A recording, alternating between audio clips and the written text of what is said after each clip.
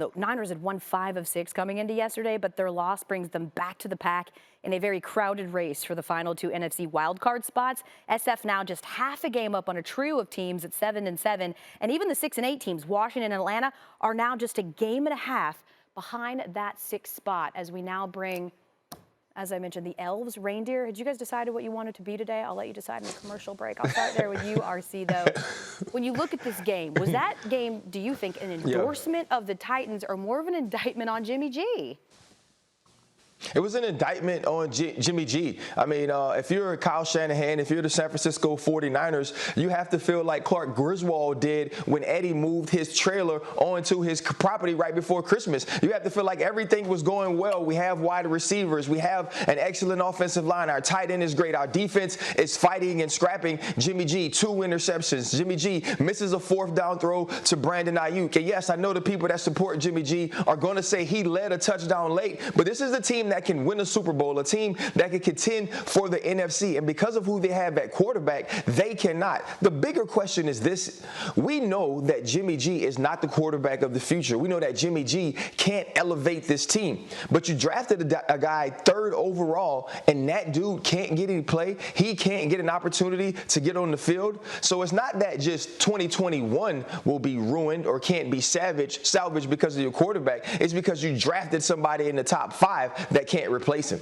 I know that you played with Jimmy G, Nink, with your time in New England. Just based on what you saw yesterday, what do you make of what you're seeing from Jimmy G and whether this game was more of an indictment on his play or more of an endorsement on the Titans? Well, I've had Jimmy G's back from day one. It's tough when you see the interceptions and some of the just bad football. And you know, I think the writing was on the wall when they drafted the 1st-round quarterback to the 49ers, and everyone knew that, hey, Jimmy G's time here with the 49ers might be limited. Trey Lance ain't trying to play. Hey, why would he? He's just sitting on the sideline like, cool, I'm getting paid. I'm not getting hurt. I don't have to go out there and hit anybody. I'm good. I just got this clipboard. My year's next year. So, you know, I think Jimmy G will probably be somewhere else next year. And, you know, you talk about Christmas vacation. Uncle Eddie's out there pumping the septic tank into the sewer, and all of a sudden, boom, that thing explodes.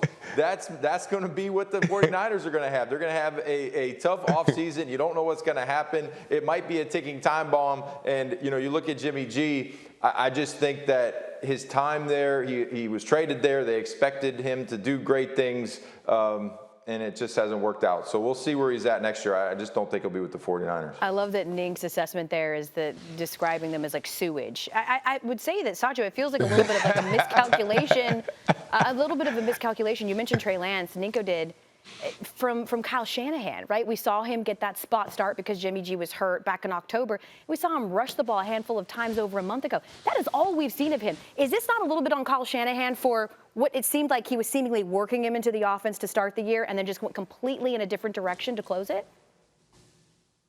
Well, no, I don't think it's on Kyle Shanahan. I think it's more on the coaching staff on getting your quarterback ready, not just your starting quarterback in Jimmy G, but also having a backup ready at whenever the time needs to happen, right? So we saw in the preseason, Trey Lance didn't look great, if we're being totally honest, right? But he was a rookie, right? He needs time to develop.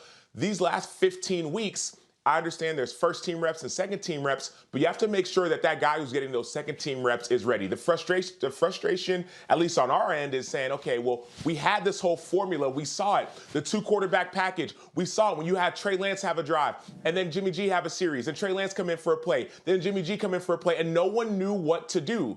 Then all of a sudden, the last month, 2, 3, we haven't seen that. And so I don't think it's an indictment on Shanahan. I think it's more of saying, okay, for whatever reason, the coaching staff or the GM, whoever picked Trey Lance, has not got him ready to play in time. Otherwise, he would be on the field. Let me just be, in the interest of parity here, and so that the Titans fans don't wake up on Christmas Eve morning angry at us. They're gonna be Can we high. just think? Well, here's what they've won: 10 games, and 6 of them are wins against the current playoff field. That is most in the NFL. So maybe it's a little bit of mix of both. Because yes, when you watch that game, there were plenty of opportunities for the Niners, but the Titans, despite all of the adversity coming into that game, still get a huge win and stay there right at the top of the mix in the AFC. Let's get. Thanks for watching ESPN on YouTube. For live streaming sports and premium content, subscribe to ESPN Plus.